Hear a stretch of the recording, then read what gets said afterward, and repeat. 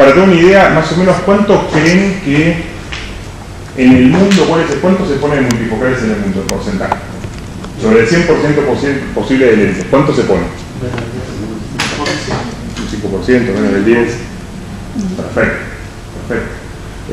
Generalmente el porcentaje de lo que se pone en el mundo es alrededor, bueno, esta cuenta la paso, porque estamos había una que era esta, este porcentaje. Generalmente se pone el promedio de la última encuesta de la Sociedad Europea de Cirugía Refractiva y Catarata del año pasado, arroja que es el 6%, ¿sí? O sea que es poco, ¿no? No sé si les parece a ustedes poco, mucho. O sea, puede tener un médico que le diga yo en mi práctica privada como 40% multifocales, pero en realidad 6% es poco, digamos. O sea, y los multifocales están en el mercado hace por lo menos 15 años. Yo, que ya tengo algunos años, cuando arranqué un poco con los multifocales, digamos, o sea que ya están hace un tiempo los multifocales. Entonces, habría que, en la clase esta vamos a ir dilucidando algunas cosas, pero vamos a ver por qué no terminan de despegar los multifocales. ¿Cuál puede ser la causa de que no se pongan más? ¿Sí? Y, ¿qué? No, pero pueden interrumpirme, charlar, comentar, digamos, todo lo que quieran, y esa pregunta para saber más o menos cuánto creen que tolera de astigmatismo un lente multifocal difractivo. Una dioptría y media, media dioptría, no tolera astigmatismo, digamos. O sea, ¿cuál es ¿cuánto creen? Si yo lo dejo al paciente 0 menos 1 a 90, por ejemplo, menos 1 va a ver bien, más o menos, va a ver. No queda confortable. ¿Más o menos cuánto? ¿0? ¿Vos? 0,75. Bueno, bien. Es otra charla que ahora otra pregunta vamos a tener en el transcurso. Bueno, y eso es un poco lo que les contaba. Esta es de la encuesta del año pasado, 6% del promedio. Y fíjense que de los multifocales que corrigen astigmatismo, multifocales históricos, el promedio es el 15%. ¿Sí?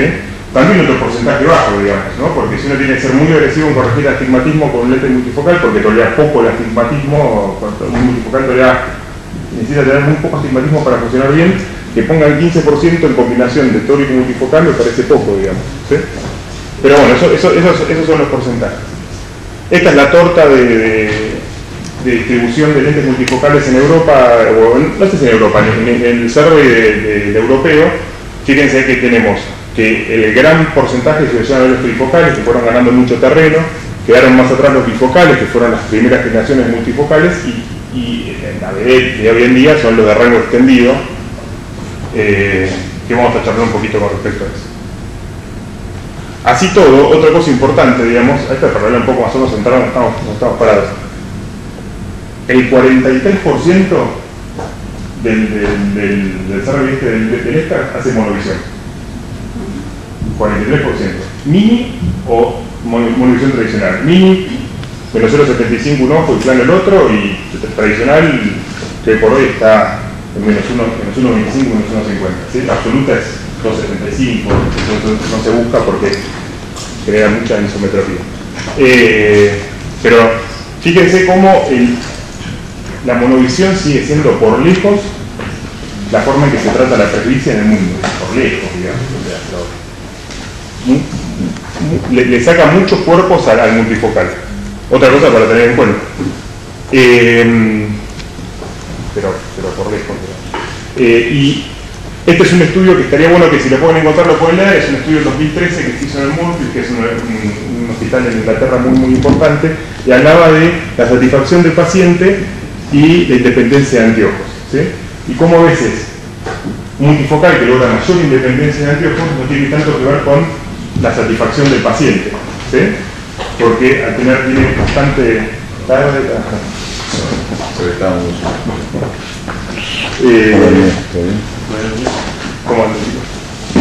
Y entonces a veces esto es importante, digamos, que uno tenga independencia de anteojos frente a los ópticos que generan una óptica difractiva o una óptica de un lente multifocal, puede a veces no generarle tanta satisfacción al paciente. 77%, digamos. Esto es una cosa que a mí siempre me llamó mucho la atención, y no fue hace tanto tiempo, ahora sí hace unos 2 o 3 años estaba en un congreso, estaba de asistente, y era un simposio enorme, viste, los salones en Estados Unidos a veces albergan 2.000, 3.000 personas, gigantes. Y lo daba un médico y hacían este tipo de preguntas, ¿viste? Pero así que contestaban los médicos. Entonces, le dijeron, la pregunta era, si fuese mi ojo, digamos, ¿sí? Todos oftalmólogos, ¿no? 2.000, 3.000 oftalmólogos, si fuese mi ojo, ¿sí? ¿Qué haría? Y ponían alternativas, entonces ponían multifocal, acomodativo, monovisión, no usaría multifocalidad. Bueno, el 77% dijo que haría monovisión en sus ojos, digamos. No es un dato menor, digamos, ¿sí?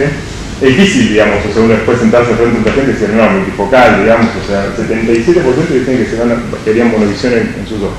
O sea, que ese es un dato interesante, digamos. Esto igual fue cambiando un poquito, digamos, ¿sí? Eso te digo que debe tener, este portal debe tener rango extendido, o sea, 2 o 3 años, por lo menos. Bien, en la charla de hoy vamos a ver por qué debería empezar a colocar multifocales, si es que debería empezar a colocar, en realidad,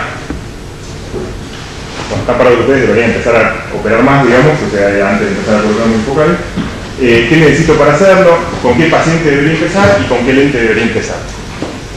Es mucho más importante en esta charla, y donde vamos a hablar un montón, o donde vamos a hacer hincapié en la parte de selección del paciente y estrategia de elección de lente intraocular.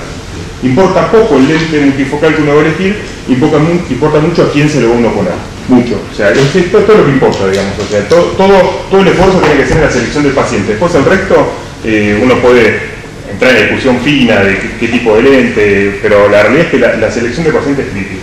Y esto es lo que uno habla de por qué, o sea, doy el salto, me sumo a esto, digamos, empiezo a poner multifocales, ¿cuánto tengo que poner de esto? La realidad es que de hacer faco a multifocal, uno debería hacer una transición un poco más escalonada. Por eso les hablaba hace un ratito, digamos, uno debería empezar a jugar primero, entender el concepto de asfericidad y colocar lentes asféricos, que son lentes monofocales. Debería manejar perfecto la todicidad y corregir astigmatismo, y recién ahí debería saltar a colocar multifocales, ¿sí? Si no se van a chocar. Toda esa evolución hace que tengan ese aprendizaje de poder seleccionar un paciente con mayor criterio, ¿sí? Esto es lo que se hablaba recién. Es un camino medio largo, digamos, ¿no? O sea, pero bueno, está bueno. Algo de esto los chicos del hospital lo vieron porque dimos una charla de esto hace poco, digamos, hace un tiempito, pero el resto no. Este es otro artículo que estaría bueno que busquen. Yo les voy a hacer un pequeño resumen, pero estaría bueno que lo busquen. Y habla de, a nosotros en el hospital siempre nos gustó mucho los algoritmos, digamos, o sea, ver si pasa esto, para dónde vamos, digamos, y entender, ¿viste?, las cosas de forma más esquemática, y esto es lo que nos cuenta este artículo, ¿sí? Y se lo voy a empezar a desglosar un poquito.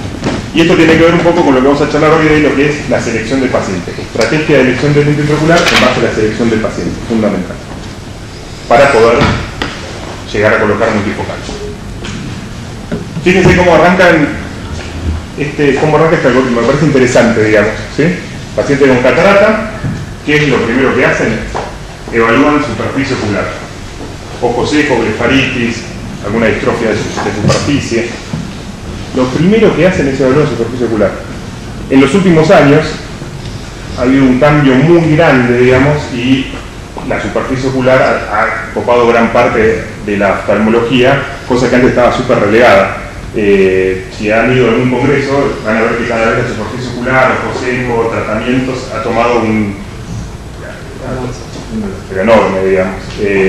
Un poco porque se han inventado algunas cosas nuevas y hay algunas herramientas más de tratamiento, y otro poco porque también hoy es negocio, digamos. O sea, entonces se mezclan un poco las dos cosas. Pero la realidad es que para poder evaluar un paciente correctamente y para poder hacer los estudios diagnósticos, si no tenemos una correcta superficie, estamos listos. Entonces arrancan por superficie ocular. Esto no es. ¿Qué te pasa? Yo voy y vengo, si no... Una cosa que está buena, que lo pueden practicar en sus hospitales o en sus consultorios privados, mientras los pacientes esperan, en la clínica, en el hospital, lamentablemente esperan más de lo que uno dice que esperen, uno puede aprovechar el tiempo y colocar o darles algunas planillas con algunos cuestionarios. Digamos. Y eso puede ser una información previa que uno puede tener frente al paciente para ir ya de alguna forma viendo si tiene síntomas de ojos secos, y también uno puede ir haciendo un rastrilleo si es candidato o no para multifocalidad, cuánto le importa en cuanto a si tenga o no independencia de los anteojos. Hay dos cuestionarios básicos para ojo seco, uno es el OSDI y otro es el SPID. El OSDI tiene más orientación hacia deficiencia de lágrimas y el otro a un síndrome más evaporativo, que es probablemente hoy donde más están puestos, donde más se hace hincapié. Y después también pueden poner algunos otros cuestionarios. Hay uno que se llama, de un médico estadounidense que se llama DELL, D-E-L-L, que lo baja en internet, está traducido al castellano, y que más o menos hace 3 preguntas, hace si le gustaría o no, cuánto le gustaría tener dependencia de los lentes, cuál es el tipo de personalidad que tiene el paciente, y si estaría dispuesto a pagar o no por una diferencia por ese tipo de cosas. Digamos. Entonces más o menos uno ya hace un rastrilleo y ya tiene una información previa en la consulta y aprovecha el tiempo mientras el paciente espera. ¿Sí? Entonces, un cuestionario previo, ojo seco. Ojo seco, como hablamos, básico. Uno siempre insiste con lo mismo, pero es básico. Ver bien la córnea. Como les decía, tenemos hoy herramientas, o algunas herramientas que han aparecido nuevas, saliendo del teleshimmer y ciertas cosas que antes era lo típico del ojo seco. Una de ellas es la molaridad. ¿Vieron algo de esto? Sí, ya seguramente vieron alguna clase de esto, digamos, de ojo seco, de RC, no, nada de eso. ¿Sí? No, bueno, en la residencia me imagino así. Este es uno de los equipos, ahora hay un montón, han aparecido un montón, vienen siempre con unos descartables y miden las molaridades, digamos. ¿Sí? Esto es una molaridad súper elevada, la molaridad normal es eran 300, hasta 307, y en realidad lo que se fija muchas veces es la diferencia entre un ojo y otro, que no sea mayor a 10, digamos, o mayor a 10 o mayor a 15.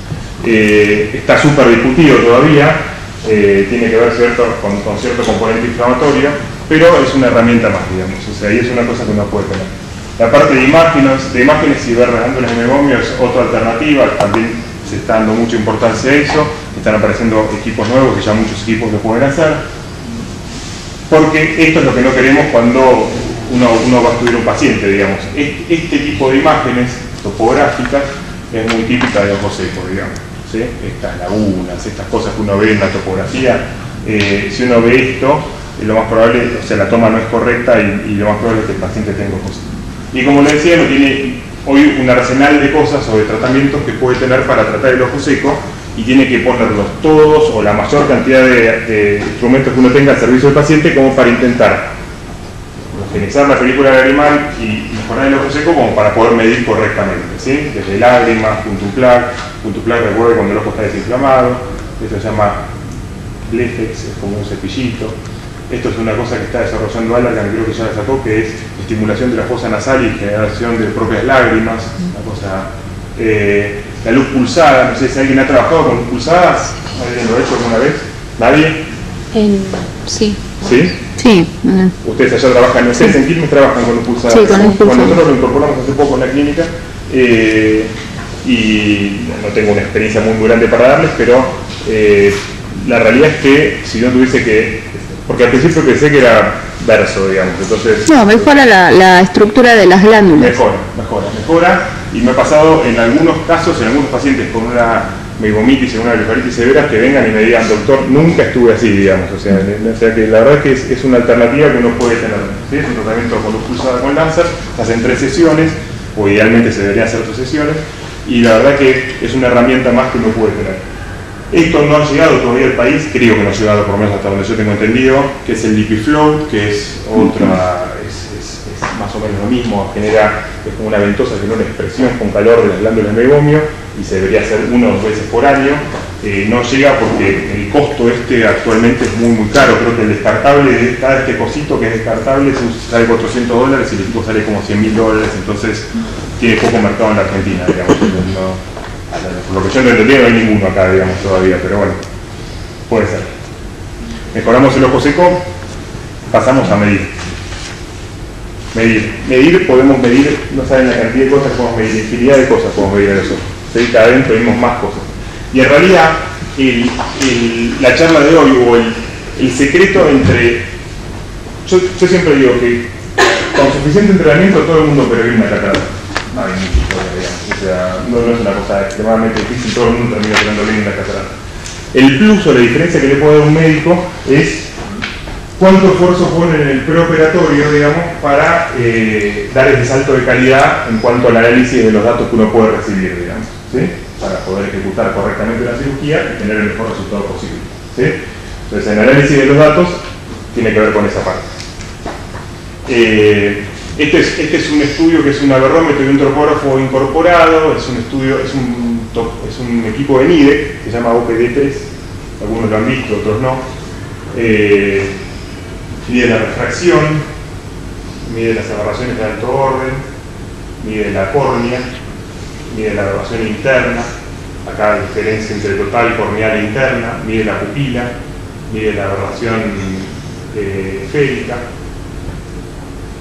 y bueno, la verdad que mide la felicidad también, tiene muchos instrumentos. Este es otro equipo, que es este es el Pentacam, pero es una imagen de Scheimpflug. Está el Galilei también acá en la Argentina, hay otros pero todavía no han llegado, y también brinda un montón de información, brinda la curvatura anterior, brinda la curvatura total o el poder refractivo total de la córnea, también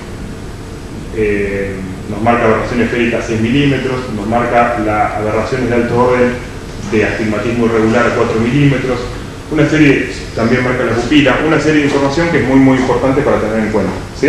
Y que ahora vamos a ir desglosando, porque lo bueno que tenemos ahora es que podemos medir las cosas, ¿sí? Entonces hablamos de topografía, nos vamos a hacer un poco más de hincapié en la aberración, que es crítico para lentes premium, crítico para lentes multifocales, y vamos a ver algunos valores, porque a veces es difícil encontrar valores, hoy se les dan algunos valores que está bueno tenerlos o que está bueno que tengan ese concepto. Si queremos hacer lentes multifocales, tóricos, lentes premium, tenemos que ir a una biometría óptica, ¿no? Yo a veces soy medio taxativo, pero igual tenemos que ir a una biometría óptica. Uno puede hacer la biometría de contacto, pero el margen de error es mayor, digamos. Sí, la realidad es que la biometría óptica nos da una herramienta que nos permite tener acercar el bochín más. Necesitamos tener las constantes actualizadas a través de Olive, eso puede ser una alternativa, y generalmente uno para un lente multifocal inicialmente debería dejarlo plano o hemétrope, y si es que debería pensar si tiene que siempre tienen un primer positivo y un primer negativo. Bueno, un lente multifocal tolera mucho mejor un equivalente esférico positivo que un equivalente esférico negativo. O sea, que hay que dejarlo un poquito más positivo que negativo si no tuviese que ir.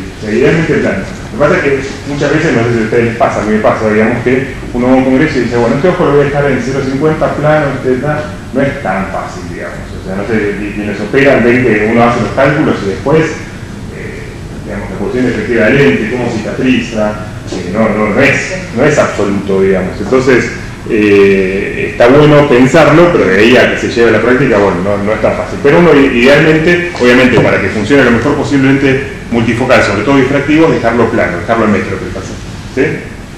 Esto ya lo tiene recontra sabido, discontinuar los lentes de contacto, hay una reglita en base a qué tipo de lente usa y cuánto tiempo tiene que dejar de usarlo para que más o menos pueda tener datos fidedignos, siempre evaluar el ojo seco, fundamental, ¿sí? Si le pifiamos en una dioptría de K, ¿en cuánto le pifiamos en el cálculo de lente? 0,45. A ver si no me respondés, te acabo de contar. Una dioptría de K, ¿cuánto le pifiamos en el cálculo de lente? Nada, 0. Bueno, una dioptría. Si le fijamos la dioptría de K, una dioptría. ¿Sí? O sea que no es poca cosa, digamos. ¿Sí? Esto es una tablita que yo tengo donde hacemos los estudios en la clínica, que siempre digo a los chicos que lo tengan. Es una tablita que la pueden bajar hay un médico que se llama Warren Hill, es un tipo muy piola. Fíjense, chusmé en la página, tiene dos cosas importantes. Tiene un montón de cosas para bajar. Tiene, por ejemplo, un grafiquito de cuánto modifica la lente según si uno lo coloca en el bar, en el surco, digamos. Vieron que a veces uno tiene que colocar en el surco, bueno, no importa la cantidad de dioptrías que tiene la lente para colocarlo o no en el surco, digamos. No lo mejor una lente de 30 o una lente de 1. Eso lo tiene la tablita. Y tiene esta tabla que es, digamos, es como, ¿vieron los chequeos de avión? ¿Sí? Sí. Bueno, uno tiene que ir haciendo eso, tiene que comparar un ojo con el otro, chequeando que todos los valores sean más o menos acordes, porque donde hay alguna discordancia uno tiene que volver a medir. Puede ser que sea así, pero tiene que volver a medirlo, digamos. Y esto ayuda a tener eso en cuenta, digamos. ¿Sí? Volver a medir, constanciar las constantes, ese tipo de cosas son importantes. No podemos hacer lentes premium si usamos fórmulas viejas. No tenemos mucha chance de hacer eso. ¿Sí? Si usamos lentes premium, tenemos que intentar acercar a la metropía usando fórmulas de última generación. Fórmulas de última generación tenemos tres: la Olsen, que es más difícil de encontrar, está en el Lenstar, a veces, según cómo uno lo compra, pero no es una cosa tan común. La Barrett es una fórmula que está gratis en internet, o sea que nadie tiene excusas de no usar la Barrett, ¿sí? Está gratis en internet para que es Universal 2, que está en la página la pueden encontrar en la página de sesión de Asia Pacífico para cirugía refractiva y catarata. Y también tiene la tonicidad, tiene fórmulas para ver si hay que rotar lentes tóricos, tiene fórmulas para cálculos de lentes en cirugías refractivas previas, o sea que tiene un montón de alternativas, ¿sí?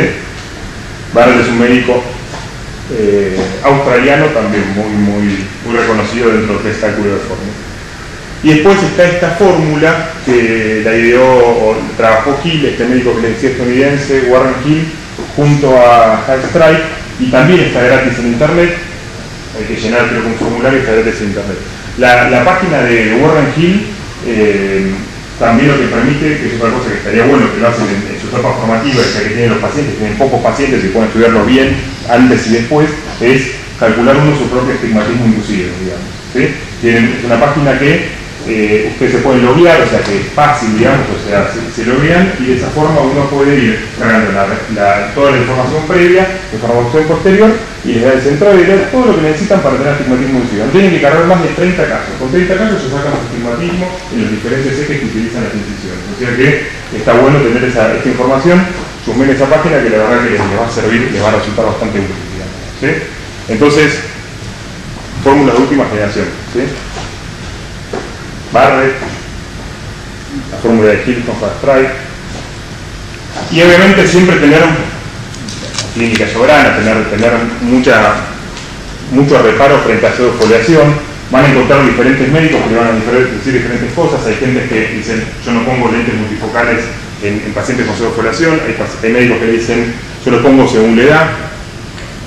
Es variable, digamos. La realidad es que si uno sabemos que es una patología que genera debilidad celular, si uno pone un multifocal tiene que advertirle al paciente que existe la posibilidad de que se descentre. Si se descentra un multifocal es un lío, digamos, es bastante complicado de solucionar, digamos, ¿sí? Reparos en cuanto a pseudofoliación, hay que tener en cuenta la edad, el grado de pseudofoliación que tiene. No sería el paciente para arrancar, ¿sí? ¿Estamos de acuerdo? Patología retinal. No a la lente multifocal.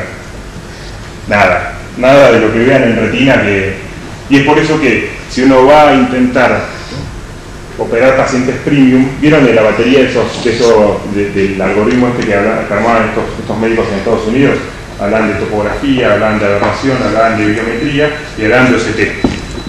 Uno debería tener sí o sí un OCT, o le debería hacer un OCT del paciente, digamos, para estar seguro de que no hay ninguna patología vitreoretinal que pueda comprometer. Porque el paciente, un paciente que uno va con un multifocal tiene que llegar a 20, como sea, digamos. O sea, no tiene que tener potencial de llegar a esa visión, digamos. Cualquier patología retinal no me va a permitir hacer eso, ¿sí? Y esto es una historia, siempre la suma de pequeños errores da errores grandes, o sea que intenten hacer las cosas en forma arreglada y sistemática y van a tener menos capacidad de error. Ahora hay una segunda parte, la segunda parte del algoritmo. ¿Sí? Esto no lo vamos a ir viendo todo ahora, lo vamos a ir detallando un poquito en lo que venimos viendo. Y o sea, la primera pregunta que se hacen es, ¿tiene ojo seco? ¿No? ¿Cómo está la superficie? ¿Lo trato? Si lo trato, no hago los estudios. No hago los estudios, digamos. ¿Sí? Entonces, el paciente quiere o tiene deseos, ¿sí?, de tener la menor cantidad de anteojos posibles en base al estilo de vida del paciente y las expectativas. Fíjense, está bien hecho este coso, digamos. O sea, en base al estilo de vida y las expectativas, o la verdad que no le interesa, digamos. Si no le interesa, bueno, ya descartamos la posibilidad de que se coloque un lente multifocal, vemos si existe la posibilidad de corregir un lente, si tiene astigmatismo, de corregir con toricidad, vemos si tiene sentido o no colocar un lente esférico en este paciente, pero por lo menos ya tenemos esta distinción. Y la distinción de si quiere o no tener la mayor independencia posible de anteojos, o sea, si es candidato para un multifocal, va a discernir si tiene un ojo sano o si tiene un ojo con patología. No hay mucho historia. Vamos a ir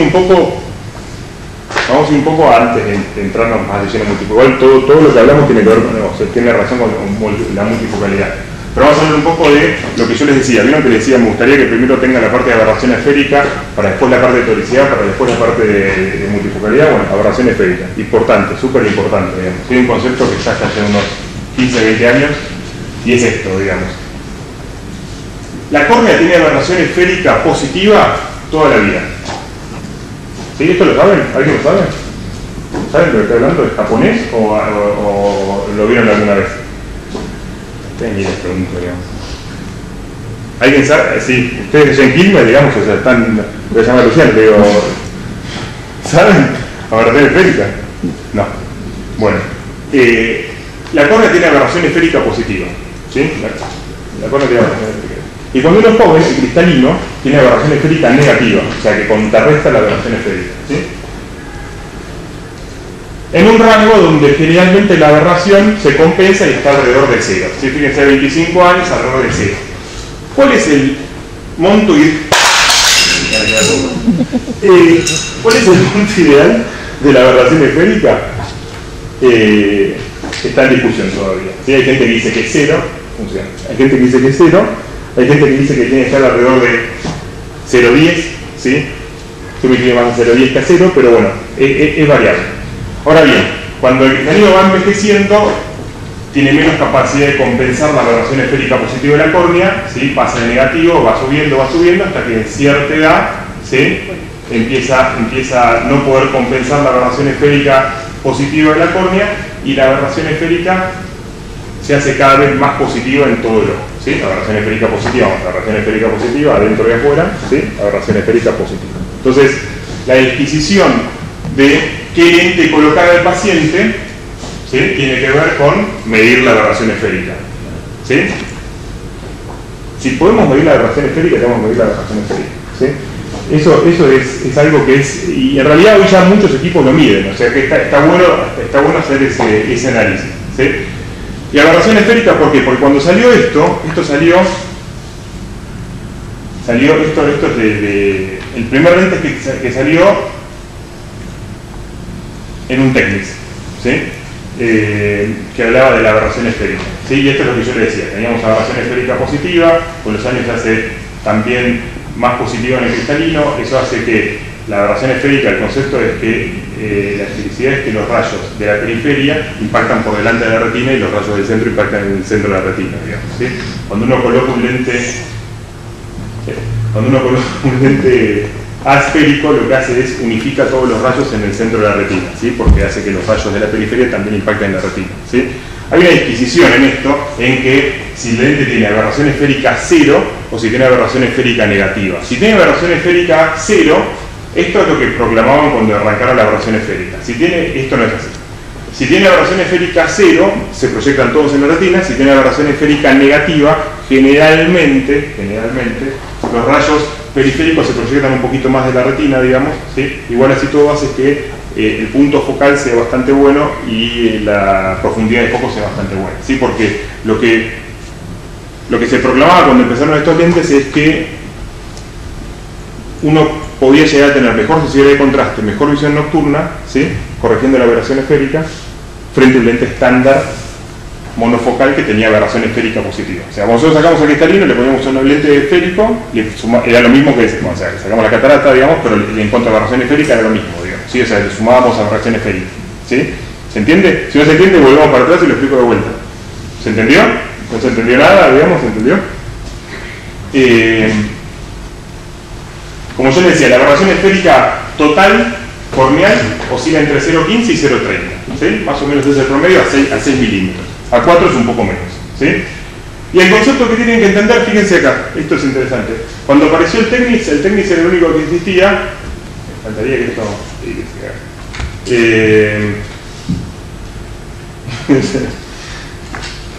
el Technics era el único que existía y tenía menos 0,27 de aberración esférica. O sea, supuestamente habían hecho un estudio, decían que la aberración esférica de la córnea era 27 o 0,27, eso lo compensaban con menos 0,27. Después empezaron y dijeron no, salió Alcon con el IQ, con el Electrosoft IQ, y dijo no, es 0,20, digamos, entonces sacó 0,20. Después, bueno, cada uno fue acomodando, fíjense que Oya sacó el menos 0,18, y Fisiol con su trifocal sacó menos 0,11. Algunos laboratorios que dijeron no, yo en realidad quiero aberración esférica 0, digamos, porque si el lente se descentra y yo estoy corrigiendo la aberración esférica, prefiero que sea 0 y que no sea negativa porque los síntomas visuales van a ser menores, digamos. Entonces, se tomó en cuenta eso. La cosa es así. Si la córnea generalmente es prolata, digamos, ¿no? Si la córnea es prolata, ¿sí? Mientras más prolata sea, más aberración esférica positiva tiene, ¿sí? Entonces, imagínense cómo le hago más prolata yo a la córnea. ¿Cómo le hago más prolata a la córnea? Un cono. Genial, perfecto. Bien. Un cono. Un cono tiene una córnea hiperprolata, digamos, ¿sí? ¿Qué otra cosa que es más frecuente que un cono? Como una córnea más prolata. Lo pero.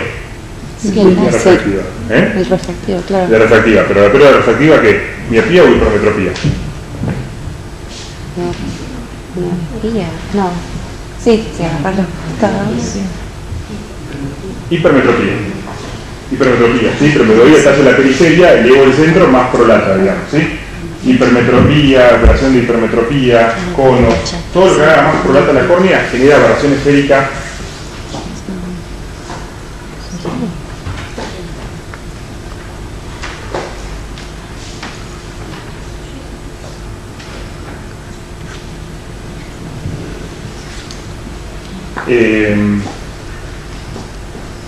Y eso hace que uno tenga que pensar qué lente va a colocar el paciente, digamos, ¿sí? Ahora bien, una córnea oblata, digamos, ¿qué es una córnea oblata?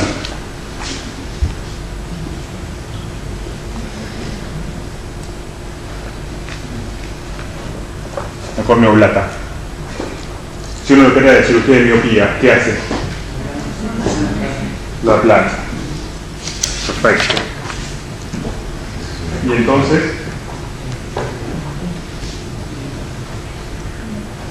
lo hago más plano, ¿sí? Bien. Estos casos son donde mejor funciona un lente asférico, ¿sí?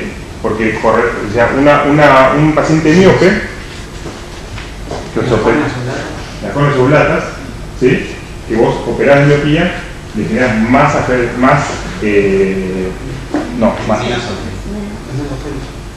no, es menos esférica, porque una cosa es la esfericidad y otra cosa es la aberración esférica. Son conceptos diferentes, digamos, ¿sí?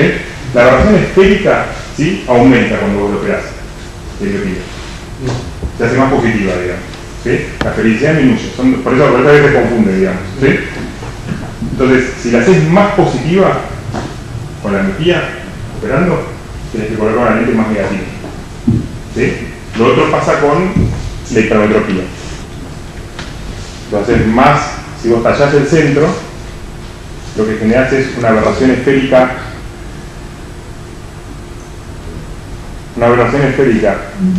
más negativa y una esfericidad positiva, ¿sí? Son signos que se contrarrestan, ¿sí? Entonces, si yo genero con una cirugía refractiva por miopía una esfericidad positiva en la córnea o más positiva, tengo que colocar una lente esférica negativa. Y eso es donde mejor funcionan las lentes esféricas. ¿Sí? ¿En qué proporción? En la que nosotros podemos medir la felicidad. La contrapartida es la lente o la cirugía, por ejemplo, o queratocono, como se llama la cirugía por hipermetropía. ¿Sí? En la cirugía por hipermetropía, la aberración esférica es negativo, la felicidad es positiva, y los lentes que funcionan son los lentes que usábamos antes, los lentes esféricos. Son los lentes que mejor funcionan ahí. Es por eso que, y acá me echamos un dato con respecto a multifocalidad, es por eso que, vieron que los pacientes están operados en cirugía refractiva hipermetrópica, cuando uno les va a decir, ¿son buenos candidatos para un multifocal? No, no son buenos candidatos para un multifocal. Por varios motivos. Primero porque a veces con la cirugía refractiva te das como una córnea pseudo multifocal, digamos. Pero eso es fundamentalmente porque hoy es difícil encontrar un lente multifocal esférico. O sea, casi no se fabrican, digamos, tienes que pedirlo especialmente. Casi todos los lentes multifocales vienen o esféricos negativos o esféricos cero. Y si un paciente está operado de cirugía refractiva previa hipermetrópica, tiene aberración esférica negativa, entonces estaríamos sumando aberraciones esféricas negativas y los síntomas visuales son bastante importantes en estos pacientes, o sea, no andan muy bien.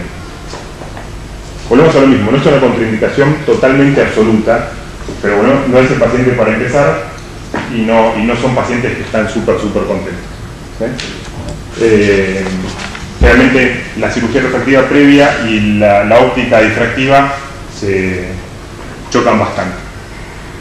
Si quieren sacar una foto de diapositiva, esta es la foto que tienen que sacarle, digamos, porque lo va a acompañar el resto de la vida, digamos, mientras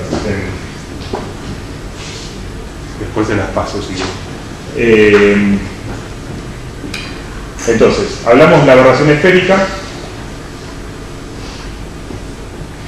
para tener en cuenta, y hablamos de otras aberraciones de alto orden, de tercero, de cuarto orden. Uno de tercer orden importante es el coma.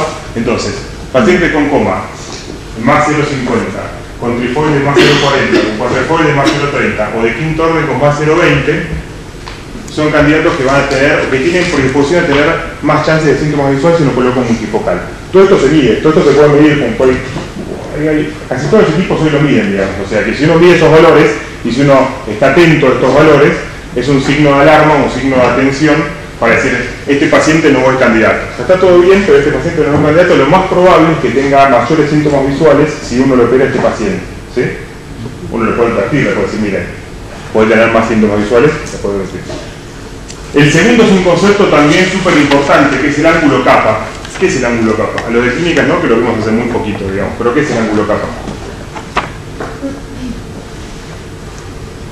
Luciano. Yo porque no me acuerdo de alguno, sí. ¿Qué es el ángulo capa? A Mario también lo voy a agarrar, digamos. Como Matías. Bueno, con más. Con todos. Bueno, el ángulo capa es el ángulo que se genera entre el eje pupilar y el eje visual. El eje pupilar pasa por el centro pupila, el eje visual pasa, o es el que se proyecta en la fobia. El ángulo que se genera es el ángulo capa. Entonces, pacientes que tengan ángulos capa mayor a 0,45, que también lo mide cualquiera de estos equipos que estuvimos hablando, no son buenos candidatos para un lente multifocal difractivo, digamos. Y eso se le voy a mostrar una fotito, porque si la pupila está descentrada frente al eje visual, el lente siempre va a intentar acomodarse en el medio del vago, digamos, en el medio del saco capsular. A veces tenemos que decir, bueno, uno lo puede acomodar y lo debería acomodar en la fila de Purkinje, digamos, para centrarlo en el eje visual lo mejor que pueda, digamos, cuando el paciente fija la luz, centrarlo cuando el paciente fija la luz. Pero la realidad es que el paciente va a terminar acomodando, el lente va a terminar acomodando siempre en el vago, ¿sí? Va a terminar siempre en el vago.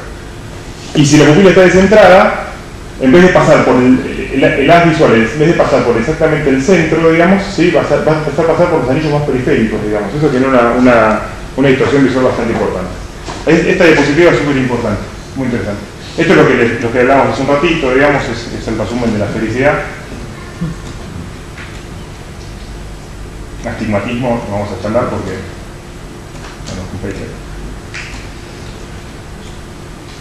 no colocan un lente multifocal en astigmatismos irregulares. Seguimos hablando de selección del paciente. ¿Cómo digo? Venimos re bien.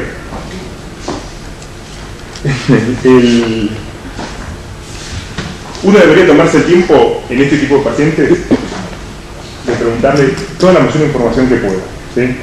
Profesión, ocupación, deporte, hobbies, qué lentes usa, si usa lentes, para qué los usa.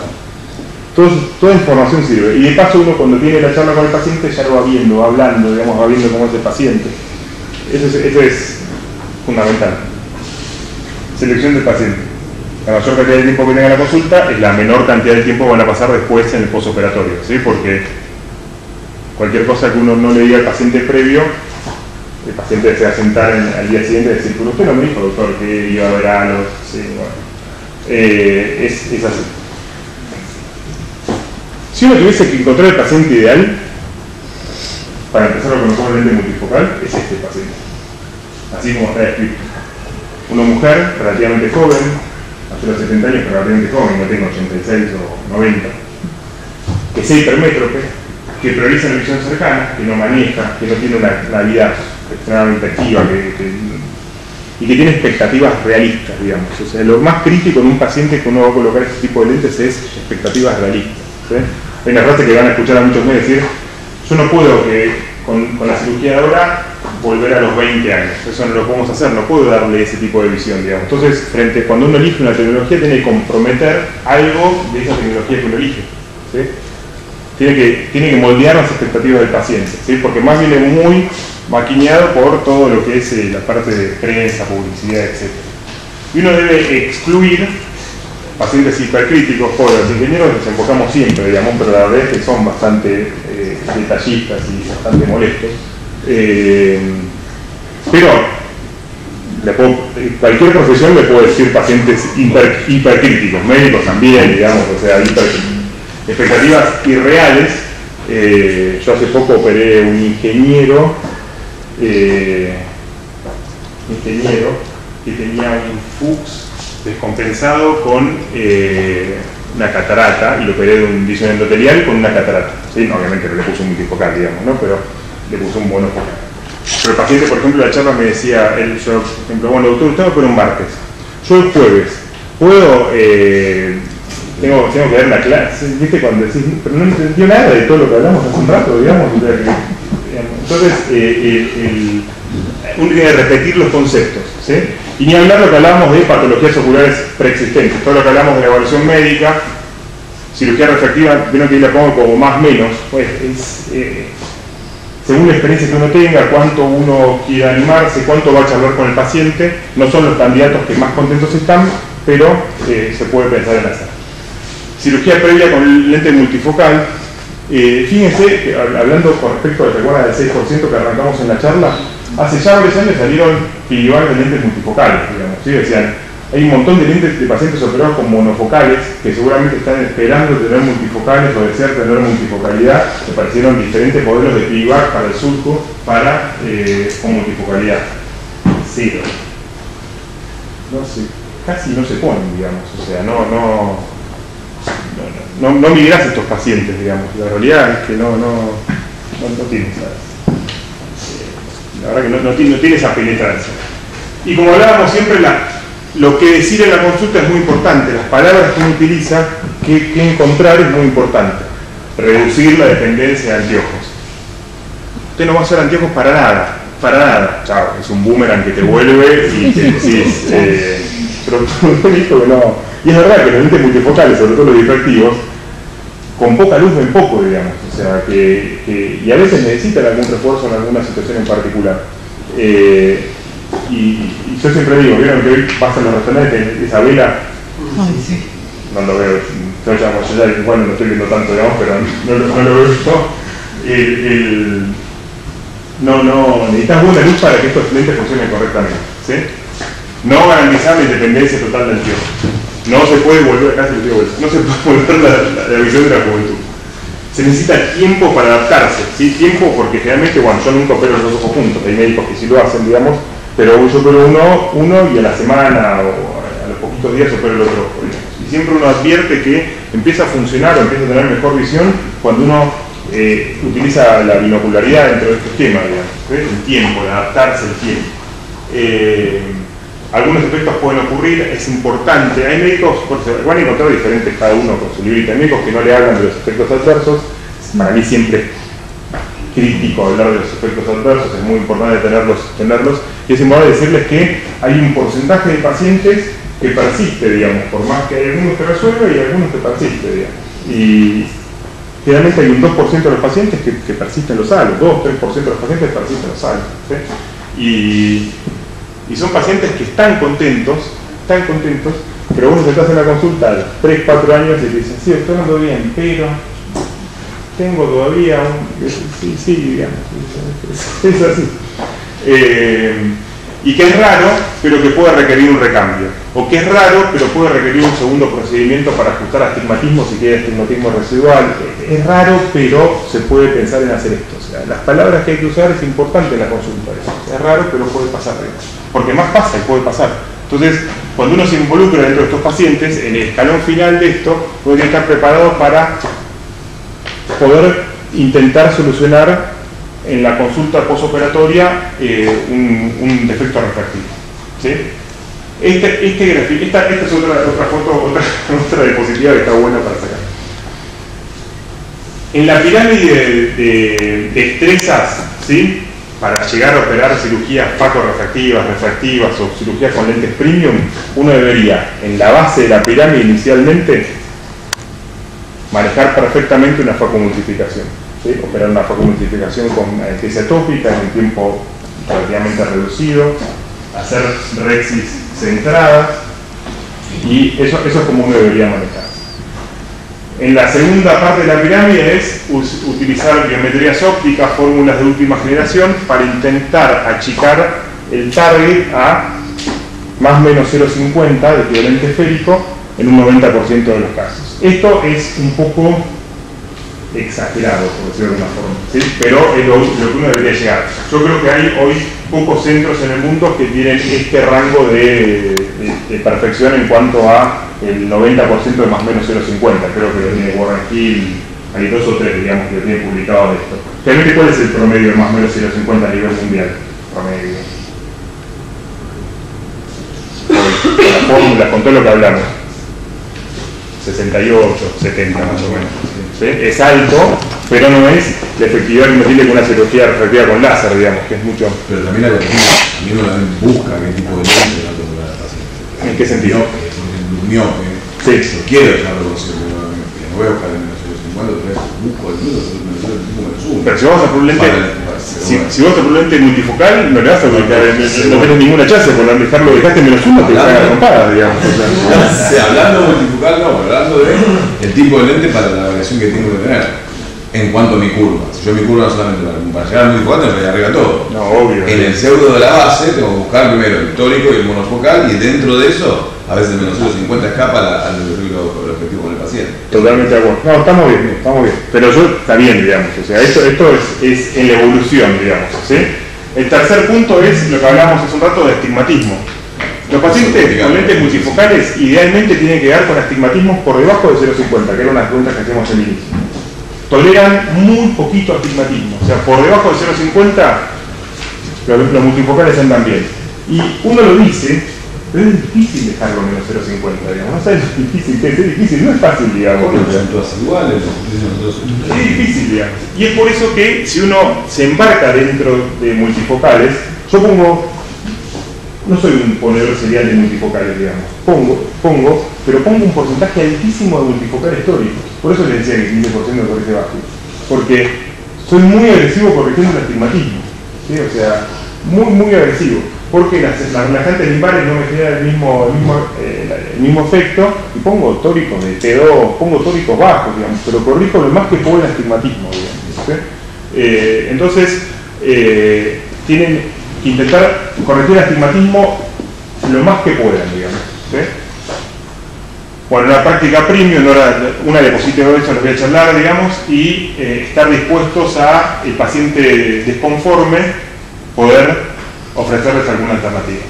Y el éxito de un multifocal va a ser en un ojo sano, en un ojo que uno pueda llegar a la metropía, que es lo que vos decías, un paciente que tiene 30 de largo axil, digamos, ¿sí? Y que tiene un lente menos 2, digamos, voy a decir, no, bueno, es un buen candidato para multifocal, digamos, porque la posibilidad de dejarlo en plano es ninguna, y además, por más que le pongas lo dejes en plano, no va a estar contento, digamos. Entonces, digamos, posibilidad de que sea reproducible, de que pueda llegar y que las expectativas sean realistas. Que las expectativas sean realistas, fíjense, digamos, o sea, que entiendan los límites de la tecnología que está aprobada, en este caso por la FDA, o la tecnología que está aprobada por la Armada acá en la Argentina, ¿sí?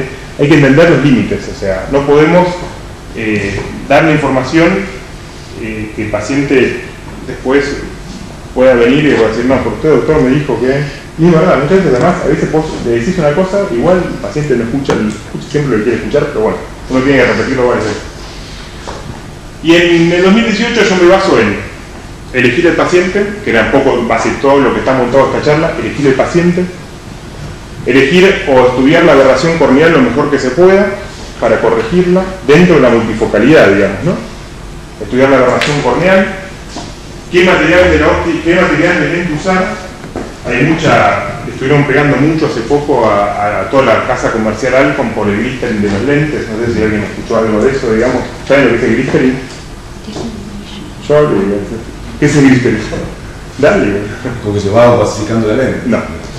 En la anterior le ves como un brillado. Exactamente. No es nada, es solamente por el material o por el tipo de material que se utiliza, digamos, pero que estéticamente a veces vieron cuando hay algún tipo de luz en particular, genera ese brillo. Realmente, como Alcon era una casa muy conocida en Estados Unidos, se operó muchos pacientes y hay un juicio, creo que hizo un actor que le colocaron estas lentes y que tenía este Glycerin y cuando le enfocaba la pantalla, digamos, en base a eso todo eso se hizo un lío. La realidad es que ahora Alcon empezó a migrar el material para justamente intentar que esto desaparezca. Pero el material es muy importante y la corrección refractiva, la predictibilidad, la toricidad, digamos, o sea, hoy tenemos pocos lentes multifocales tóricos disponibles. O sea, acá tenemos, yo digo, en la Argentina tenemos pocas casas, porque si vos querés poner un tórico multifocal, a veces dicen, hay que ver acá, hay que pedirlo, hay pocas casas que tienen un stock suficiente para más o menos poder manejar toricidad y multifocalidad.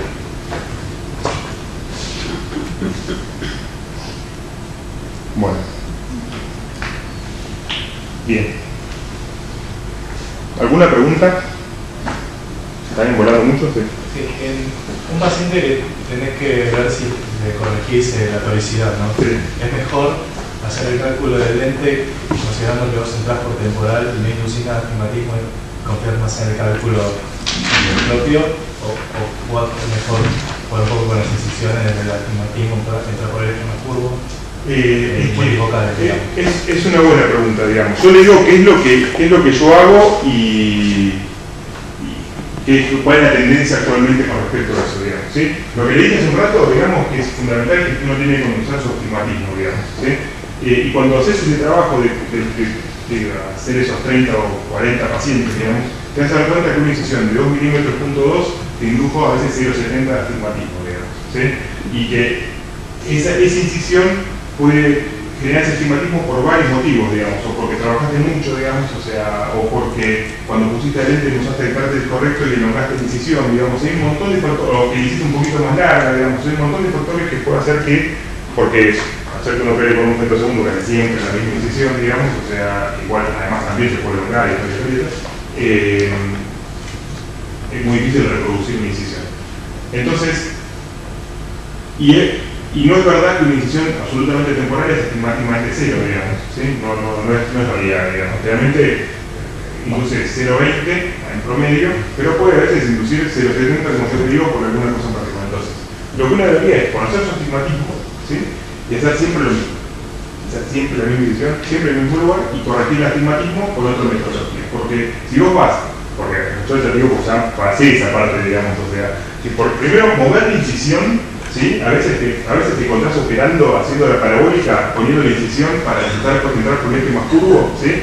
Y ¿qué ha pasado? Es igual, yo le corrijo 0,50 con incisión, una incisión de 2,7, digamos, le corrijo 0,50, pues no veía a los 2 meses nada, no le he corregido nada. Entonces, si uno confía en decisión o en la posición de decisión para corregir astigmatismo, está medio listo, digamos. ¿Sí? No sería, lo ideal es hacer siempre lo mismo, intentar otro método para corregir astigmatismo, pero fundamentalmente conocer tu astigmatismo inducido. ¿Sí? ¿Respondí? ¿Alguna otra pregunta que me quieran hacer? ¿Vos dónde eres? Sí.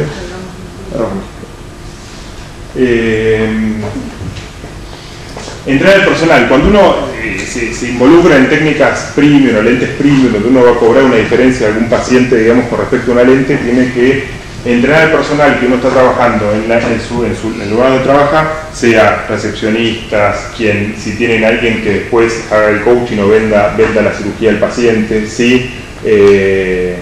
Enfermeras, instrumentadoras, todos tienen que saber qué tecnología se está trabajando, digamos, ¿sí? Y yo siempre les digo esto, esta es una cosa que a veces uno intenta que lo hagan en la clínica, digamos, cuando el paciente está contento, como reforzar el concepto de que está contento, digamos, ¿sí? Y dice, no ando bárbaro, sí, que tuvo la posibilidad de hacerlo y eligió el mejor lente, digamos, o sea, y está bien, digamos. Me acuerdo, esto lo viví cuando hace muchos años fue un restaurante, me llevó un amigo a un restaurante y me dice, tenemos que venir a comer acá una milanesa, no me acuerdo que era una cosa así, acá es la mejor milanesa, mi amigo me venía cebando, digamos. Entonces llegamos y me dice, bueno, vamos, pedimos 2 milanesas. Y me dice, no hacemos más, dice el mozo. Si vinimos a tomar la milanesa, no hacemos más, digamos, no, porque la sacaron de la carta, porque qué sé yo. Entonces el mozo dice, no, déjenme ir a hablar con el cocinero a ver si se la pueden hacer, viste que yo, bueno, fue el mozo, habló y dice, bueno, vamos a hacer, bueno, vino la milanesa, está buenísima la milanesa, pero, y vamos a hacer que ustedes sí que saben elegir. Tipo, con esa cosa, vos te sentías Gabriel, digamos, o sea, que la milanesa, digamos, o sea, ese tipo de conceptos que refuerzan la elección que uno hace, está bueno, digamos. O sea, y eso no lo puede entrenar en el personal, es importante, ¿sí? Y ahora, habiendo hecho la selección del paciente y sabiendo a quién le vamos a poner un multifocal, teniendo los conceptos de felicidad, de toricidad, vamos a hablar poco de lentes multifocales en cuanto a ópticas, porque lentes multifocales hay 2 millones, digamos, y a mí me pasa que cuando a mí me dan la clase de lentes multifocales empiezan a ponerme la óptica, después se me pone el gráfico disociado, me parece en embole total, que todo eso se puede leer y está en todos lados, digamos, o sea, así que eso es, no es la información más crítica que eso lo puede sacar de cualquier lado. Pero básicamente hay varios tipos hay varios tipos multifocales. Están los refractivos, los difractivos, los de rango extendido y los acomodativos, ¿sí? Cada uno de ellos puede ser asférico, con filtro amarillo, tóricos, en sus diferentes modelos, digamos, ¿sí? Básicamente los refractivos ya no existen más, casi no se usan. El primer lente que salió multifocal era un refractivo que era el Amorray, tenía una sintomatología visual, veías dibujito de colores, digamos, o sea, era tremendo. El mercado está copado hoy por difractivos y de rango extendido, ¿sí? En su gran mayoría, y los acomodativos son una promesa futuro de algo que nunca llega. Porque todo el acomodativo se basa en que el cuerpo ciliar supuestamente sigue acomodando y tiene que mover la lente, digamos. Para mover la lente, uno tiene que controlar la inflamación y la fibrosis capsular que se genera después de la cirugía de catarata. Y eso no lo estamos hablando todavía. Entonces, cuando uno ya tiene fibrosis capsular, ya no hay movimiento, el lente deja de moverse. Si es que el cuerpo ciliar se contraía, deja de moverse. ¿Sí? De los que tenemos acá, en la Argentina, hay algunos, digamos, ¿sí? Pero el Technics es uno de ellos, Zeiss está también en Argentina, bueno, Icon también está, y Fine Vision, el Fisiol también está, ¿sí? Estos, a ver, no lo puedo marcar, pero el Fisiol es el primer trifocal difractivo que salió en el mercado, después lo siguieron varios trifocales, ahora está el Panoptic, ¿sí? de Alcon, está la Acrilisa de Zeiss, trifocal, y la verdad que hay varios modelos, ¿sí? Esto es lo que yo le decía, digamos. Fíjense el lente que está bien centrado en cuanto a los anillitos, de la difracción. Y fíjense un lente que, bueno, se ve mal acá la foto, digamos, pero la pupila pasa por acá. Entonces, el centro óptico está pegando en la periferia de la lente y la verdad que la visión es muy mala, ¿sí? Las lentes refractivas lo que tenían era que tenían diferentes anillos, el centro de la aparición lejana y después tenían anillos de cercana, lejana, cercana, lejana, generaba mucho escalón entre un anillo y otro y generaba mucho fenómeno visual. Después aparecieron los difractivos de ópticas completas, de una óptica que le ideó inicialmente 3M, que después la tomó Technis, y después Alcon desarrolló un mixto de refractivo-difractivo y apodizado. Apodizado lo que decía es que el difractivo son como pequeños escalones y el apodizado es que esos escalones iban disminuyendo a la periferia y la energía que se transmitía, porque lo que hacen es disociar energía, ¿sí? Si va disminuyendo la periferia es más de lejos que de cerca, ¿sí? Eso es lo que decían que era apodizado, ¿sí?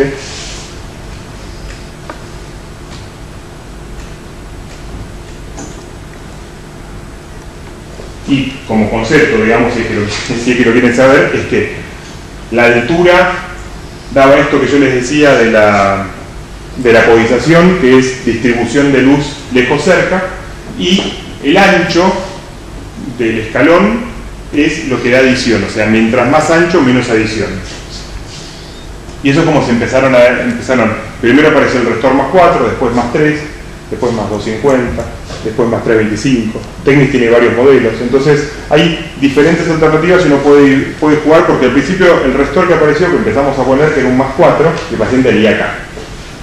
No más o menos acá, leía acá, así. Leía acá el doctor, digamos, pero no podía leer más que esto, digamos, y después apareció el más 3 y empezaron a tener instancias de trabajo un poco más cómodas, ¿no?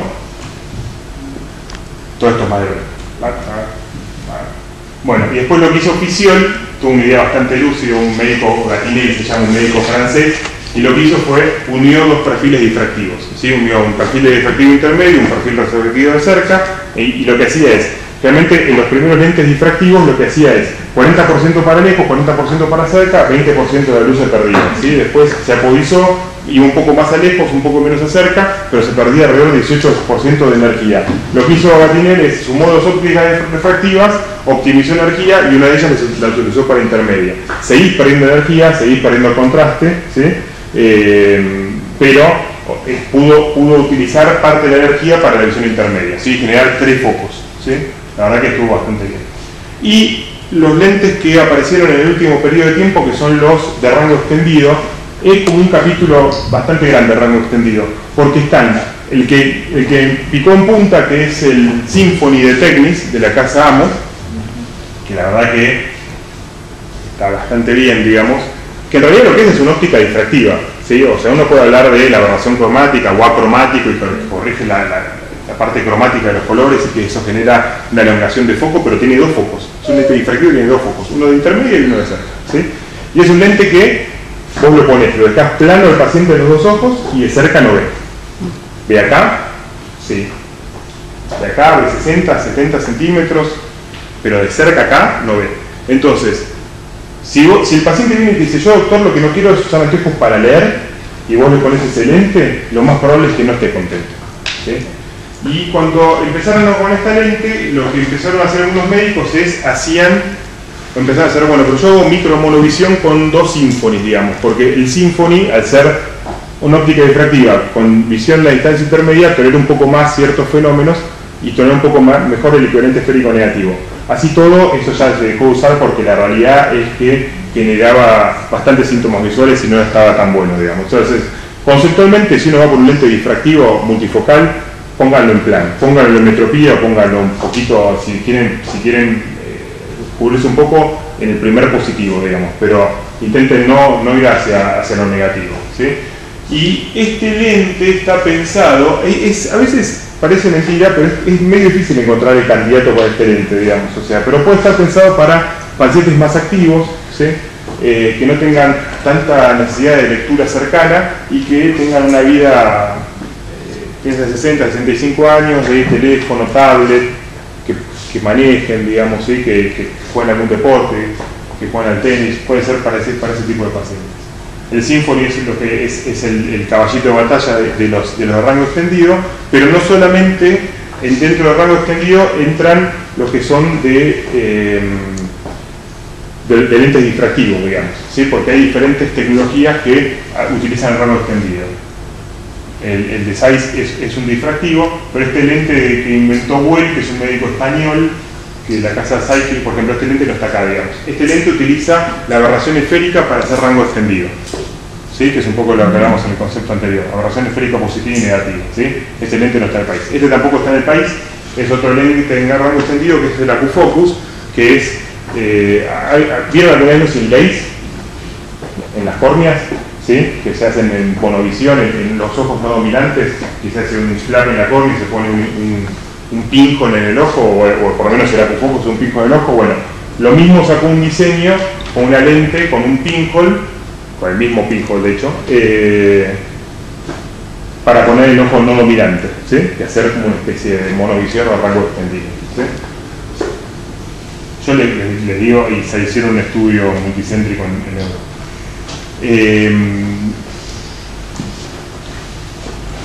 Es una tecnología que está evolucionando los de rango extendido. Es una alternativa viable, hay que encontrar el candidato, pero la realidad es que tener un poco mejor astigmatismo, por lo menos el Symphony, frente a los difractivos puros, y tienen un poco menos de halos o efectos adversos fóticos, pero tienen, no es que no tienen, no es que los de rango extendido, si me pongo un Symphony y no tengo halos, no funciona así tampoco, digamos, ¿sí?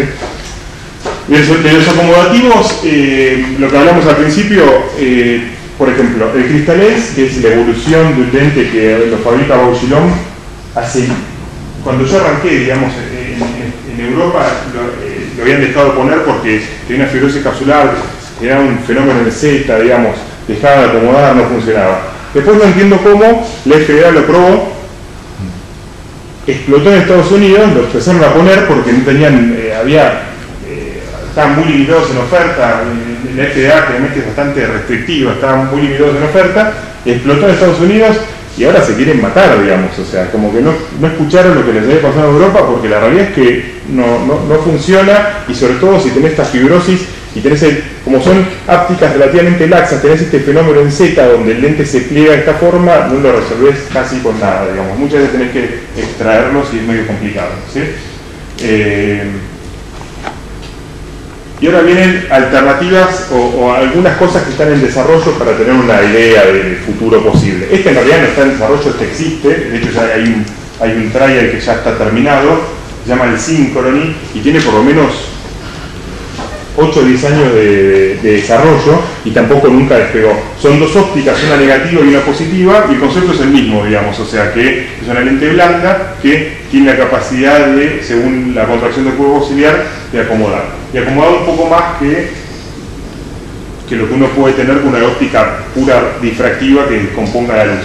El problema que uno tiene con esto es que es enorme, entra con una incisión de 4 y uno lo pone dentro del ojo, pero si lo tenés que sacar, que Dios te ayude, digamos, porque no tenés forma de sacarlo sin romper todo el barco. Bueno, rápidamente. Acomodativos. Conceptos de lentes también. Se está trabajando mucho en lentes con fluidos, ¿sí? Pero volvemos a lo mismo. Tiene que ver todo con la capacidad de que el cuerpo ciliar se acomode y como todavía no está resuelta la fibrosis capsular, todavía este es un camino que está en desarrollo, ¿sí? Este es uno de ellos, este es otro parecido, digamos, que como tiene dos alitas de mariposas que cuando hace así, el lente acomoda en base a la contracción ciliar.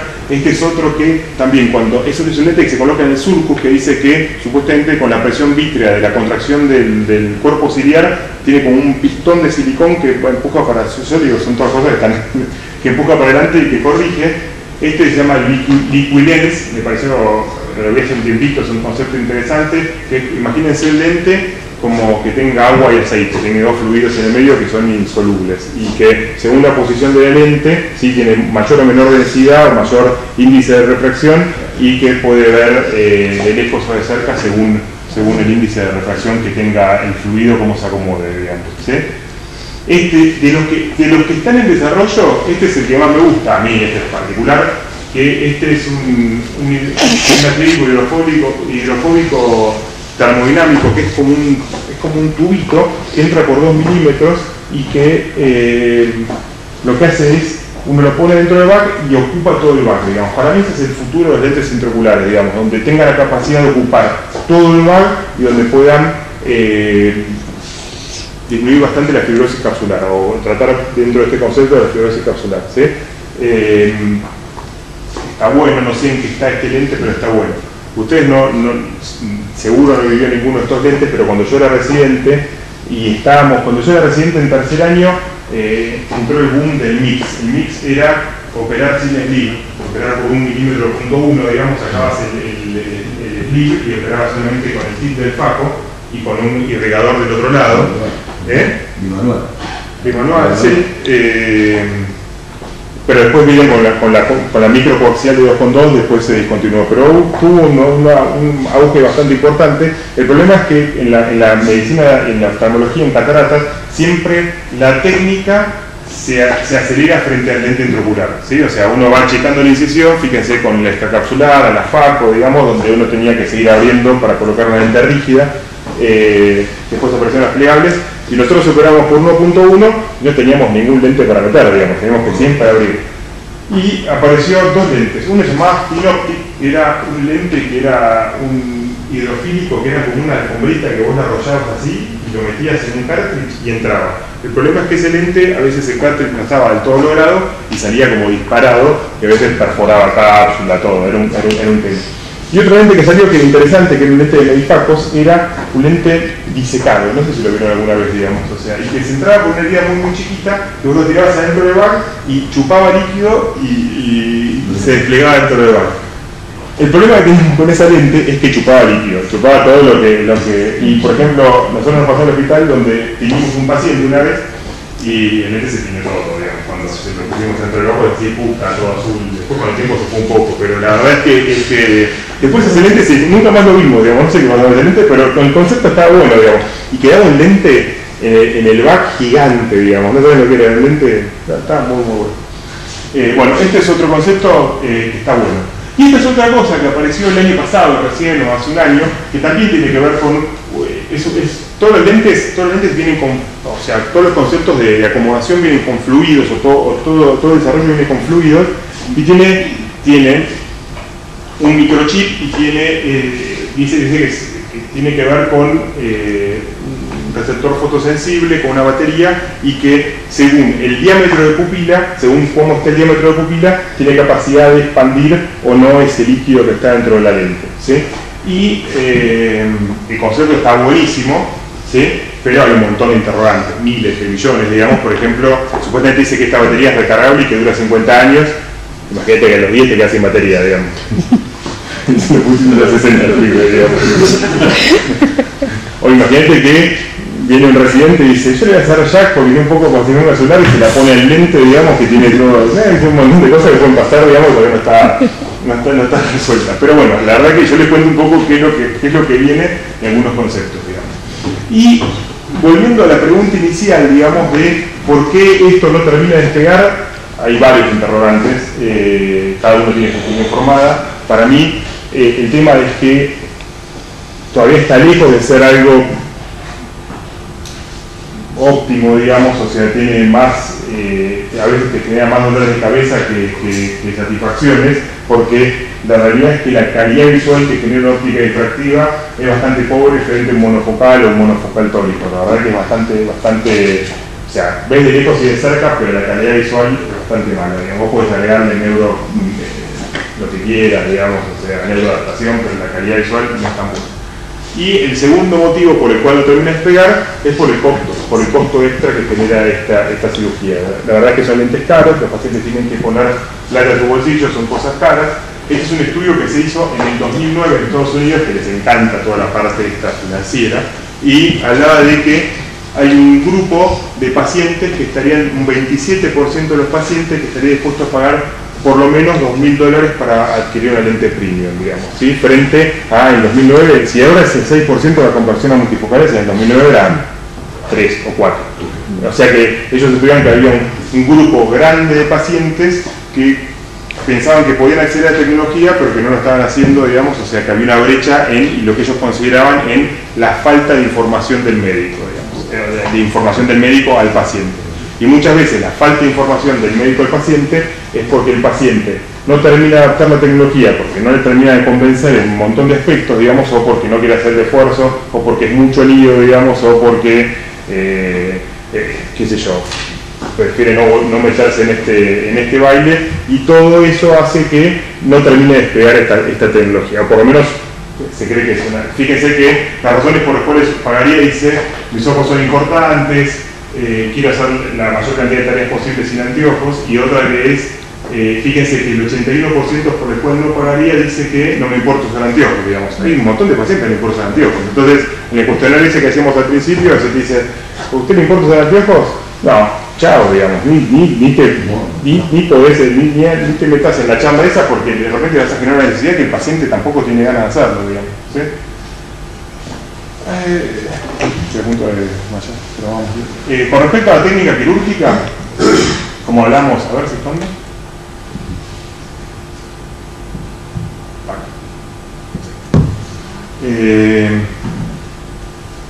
Con respecto a la técnica quirúrgica, bueno, acuérdense todo lo que hablamos: tener una cápsula Rexis que esté centrada, que sea de 5 milímetros, no más de 5,5, porque es importante tener un overlap de la óptica, que la óptica esté centrada, porque de esa forma tenemos más posibilidad de que la posición efectiva del lente esté centrada. Esta es una cirugía donde ya tiene 3 años, más o menos, que fue cuando empecé a usar el microscopio con el carito, que es como un overlap que tiene para poder colocar tóricos y para poder hacer Rexis. Yo lo que hacía en ese momento es marcaba y esta cosa también, porque como no confiaba mucho, todavía estaba viendo a ver, y si no me tomaba quería saber qué es lo que pasaba. Entonces hacía las dos cosas al mismo momento. Y haces una Rexis centrada, colocas la lente. Bueno, esto nada diferente a lo que ves generalmente. Fíjense, cuando uno coloca una lente tórica, lo ideal sería, bueno, acá no se lo puedo marcar, digamos, pero colocarla 20 o 30 grados antes de donde está el eje. Lo que yo hago es infiltro las paracentesis antes de sacar el viscoelástico, posiciono la lente con la doble cánula, que es generalmente como operamos nosotros, infiltro todas las heridas, porque es crítico que un lente tórico, sea multifocal o no, quede bien presurizado, porque la tasa de rotación más importante es en las primeras 24 horas, y está estudiado que es por hipotalamia. Entonces, que esté bien presurizado es fundamental, ¿sí? Se acomoda con la doble cánula. Este equipo permite tener la línea para. Yo quería corroborar a ver si estaba bien la marca frente a la marca óptica esta, que se correlaciona con una foto que uno saca con el Biomaster. Y lo que está bueno también, lo que está bueno también es, bueno, fíjense acá el overlap, es después de volver a presurizar el ojo, poder medir la presión del ojo. La presión del ojo ideal postoperatorio debe quedar entre 15 y 20 milímetros de mercurio. Hay unos termómetros que se pueden comprar y que pueden medir eso, y de esa forma uno puede estar seguro de que dejó el tono correcto, ¿sí? Para que no rote la lente, pero sobre todo para no tener oftalmitis, que es más importante que no rote la lente, digamos, ¿sí? Porque la hipotonía es otra de las primeras causas de oftalmitis, ¿sí? Y ya estamos terminando. De los halos, dos cosas más. Y ya lo dejo en libertad. Otra cosa que apareció hace 2 años, un año, 2 años, es una compañía californiana que se llama Perfect Lens, que es un femtosegundo, que aparentemente lo que podría estar haciendo es revertir multifocalidad, toricidad, o corregir equivalentes esféricos de 2 más menos 2. Entonces, si uno pone un multifocal, el paciente no está contento, en vez de plantar la lente, podría pensar en revertir y hacer una óptica multifocal, una óptica monofocal, ¿sí? Con el femtosegundo. ¿Sí? No tengo mucha más información para darles esto, porque es toda la información que nos están dando, una tecnología que no sé qué no sé cuán lejos está de tenerla, pero bueno, es una cosa interesante.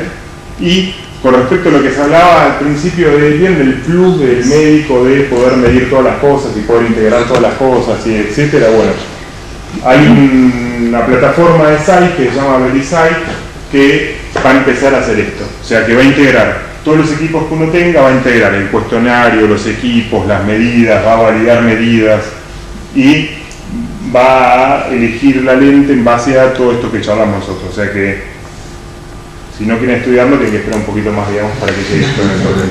Pero la tecnología hoy por hoy va acomodando la media, digamos, ¿no? Va acomodando la media. Y nada, eso. Nada, listo. Terminamos. Si quieren charlar, seguimos charlando, digamos, pero...